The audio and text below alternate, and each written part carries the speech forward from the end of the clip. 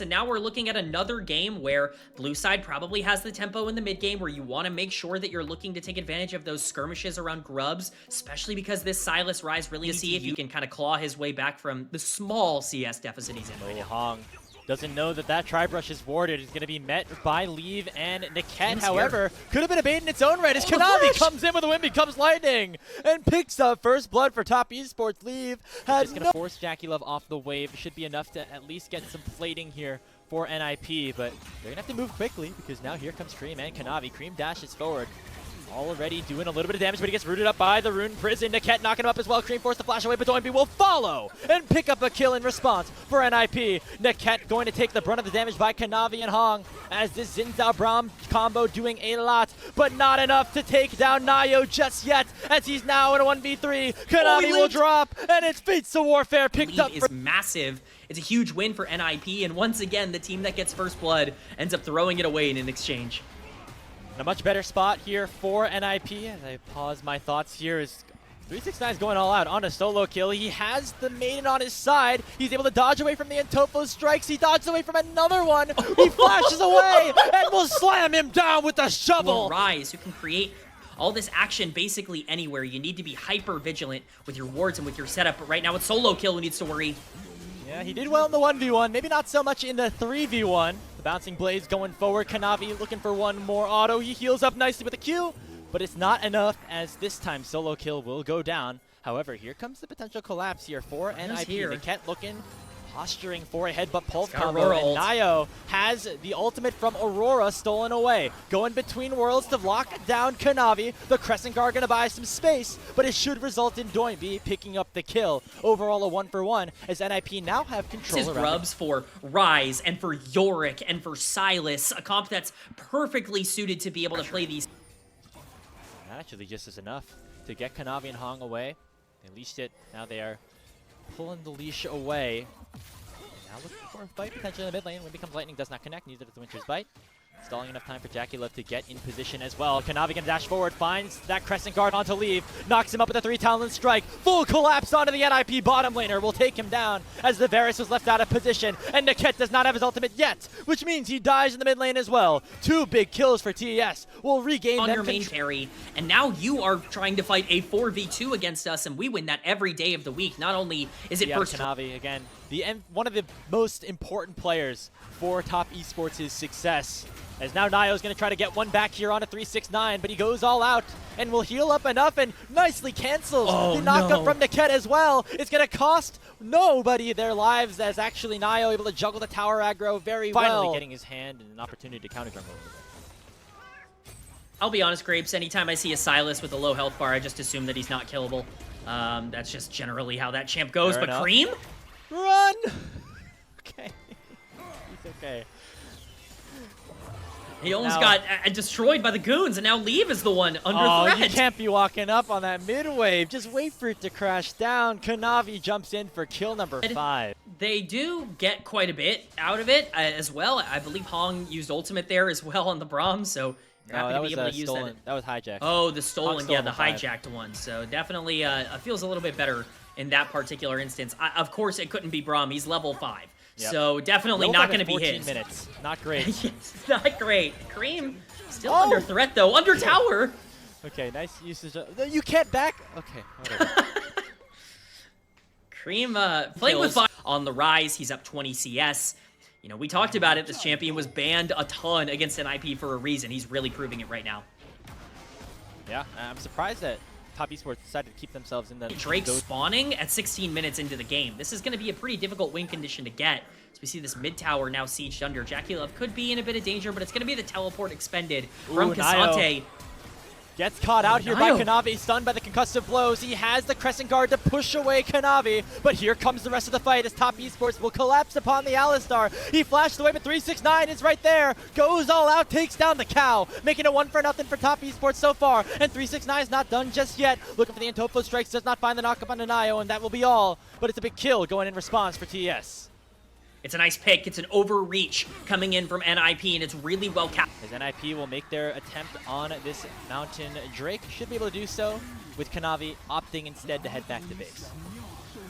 If there was ever a time where it was definitely given over, it's now, but here we go, Cream. Oh, Niket misses the combo. Might cost them a kill onto Cream. Doinby and solo kill still doing a lot of damage, though. Not able to find a knock-up or a root just yet. Cream will be able to survive, although it might come at the cost of Hong. He flashed away here from the cage, but NIP are a death ball going straight into the jungle of top esports. As combo a bit there. They're still in a spot where they are easily able to pick up a free kill on the bot side, and this is what happens when the leave was put behind very far in terms of maybe some of his own mistakes, but also just top esports punishing him. Leave. As I say that, there he goes again, death number 4. So that is where top esports have been able to try to mend that gap a little bit. In these fights, or if you can stop him from really machine gun breaking through your backline, you could still win fights if you're top esports. You're in a perfect position to capitalize. Teleport comes in from solo kill. Looks like they want to make this a 5v5 as 369 has been caught out just a little bit as Nio finds another stun, finds a root. There's the chain of corruption, and Doinby lands the final blow. Now in a 4v5 situation, top esports going to have a lot more trouble around the Otacon as NIP take control of it. Yeah, it's a huge advantage now. It's already going so low. Redemption forward, Niket goes in, but he gets taken down before the pulverized lands. Who's gonna get the Otacon? It's secured by Nio, but now the fight can begin in earnest. The Crescent Guard from Kanavi buying so much damage for his team, and it means that top esports will run away with a fight. It's a double kill for Cream, and they're looking for more. Wind Becomes Lightning does not land on to leave, and that should mean they are able to escape. But what a win for TES, despite the Otacon going NIP's way. A huge fight for top esports, and it's played nearly perfectly. Once again, it's Kanavi who really comes up clutch. He doesn't quite get the Otacon, but this Xin Zhao is doing so much damage in these fights. A lot of that gold. They're able to control the second dragon of the game and put themselves once again into a favorable position to try to go up to match point. We were worried about this team, but what did we say, Grapes? They outscaled. Yes, this Rise is going to continue to be a problem, and you can buy time for Yorick, but Nio steals away my words. That blue buff, but you can see right now it's a 2-level lead, but it might not matter. Solo kill can collapse upon him. Instead, gonna push away 369 with the Crescent Guard, but Kanavi will do just the same. Teleport. And now the target will turn towards the Cassante. Cream comes forward with the teleport, and that is enough to push NIP away. That's so many resources burned to try and kill Kanavi, and it still doesn't work. They are going to be able to rotate into the mid lane here. The tier 2 in the mid lane is going to look to be a target, but there's no way they're going to be able to pick this up easily. It's a lot of resources burned from both sides for what looks to be, minimal pressure. You're going to have to operate off of right now, utilizing the side lane pressure that they have in the 1-3-1. They have a good matchup for solo kill up against the Aurora, and the rest of the team is hovering around that top side to make sure that TS do not start a Baron. This is exactly what needs to happen. You got to buy as much time for Yorick as possible. You got those grubs and you got the Herald for a reason. You wanted to be able to play around the split push, and they're starting Cream Baron. doesn't have TP. He's going to have to walk all the way up from the bottom lane. Meanwhile, solo kill able to join his team. They're going to try to burst it down as fast as possible. They're 5,000 HP, but Kanavi is going to try to get into the pit as fast as he can. Niket will box him out and make sure that the Baron is secured at the cost of Niket's life. It's a big win for Ninja's Pyjamas in that sense. Now the question remains, what can they do with the Baron buff?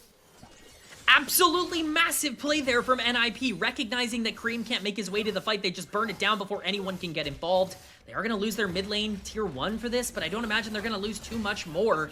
Now they've got that Baron buff, and more importantly, they've taken that option away from TES during one of their biggest power spikes. Solo kill with grubs, with Baron buff, should be able to generate a ton of pressure. It's just how much can they get in the next 2 minutes. And a Realm Warp comes forward. Doinby might have found Jacula, forcing the cleanse at the very least, but it looks like the chase is still on because solo kill is collapsing upon the Sivir, upon the split 3 MVP. Lands the shovel, forces the flash, but solo kill will follow all the same. That's a kill onto the TS80 carry, and NIP have found themselves a massive pick. Yeah, and it's not done. They're continuing to push forward. The chains are going to get cleansed. But at the follow-up, it lands still onto Cream. He's now forced to flash away, but Niket goes too far forward without his ultimate and will go down. The Dragon is still available. You'd imagine NIP want to retreat towards that as Doinby is doing work on the top side of the map. But right now, NIP still want to capitalize on this Baron buff. They take the mid lane tier 2 and will then retreat towards the objective. It's a massive swing for NIP, a brilliant call for them to start and to take that Baron, and it's completely put them back into the draw. Against the Split 1 champions. Now mid lane wave's gonna get contested over Niket with an aggressive Hex Flash forward. It might cost him a whole lot. He's gonna have to pop the ultimate. He dashes away from the Braum ulti himself, but here comes the collapse from Doinby's not 369. here. He's not able to get the kill onto the cow. A teleport comes forward from Doinby as all of NIP have converged onto the bottom into the mid lane.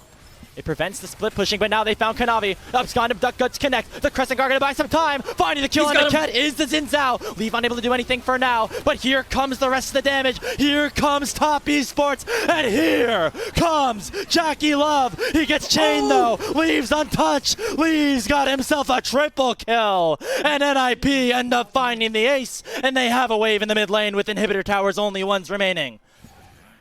Leave gets a chance to pop off to make up for the positioning mistakes he made earlier on. They are sieging down the base, and with death timers this long, that's going to be a game win for NIP to tie this series up at 1 apiece. It looked shaky in the start of that fight, but it ends beautifully for Ninjas in Pyjamas.